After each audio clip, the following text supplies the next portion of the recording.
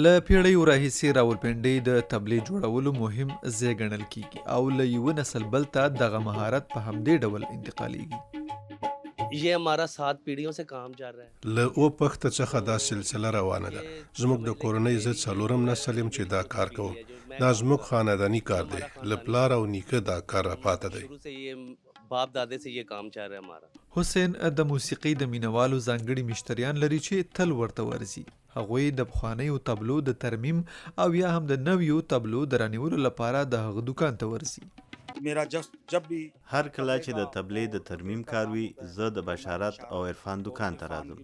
دوی ډیر ښه کار کوي او ښې تبلې جوړوي چې په سور برابر وي. تبله جوړول ډیر پیچلی کار دی او مهارت لرونکي کسان یې جوړوي. पहला मरला तो इसका ये है कि इसका चमड़ा बनाना पड़ता है.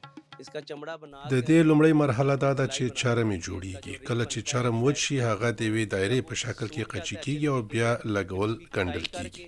उसको फिर दोबारा उसके ऊपर लगाते हैं. उसके 16 गार होते हैं.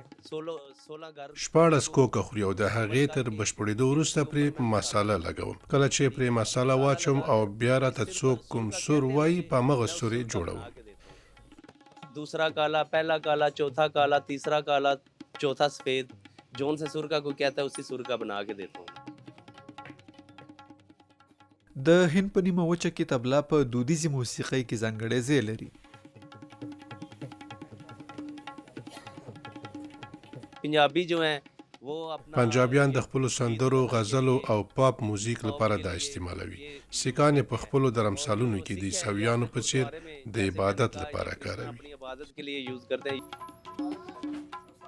مشتریان د باکیفیته لاسي کار د موندلو په موخه دې دکان ته ورځي.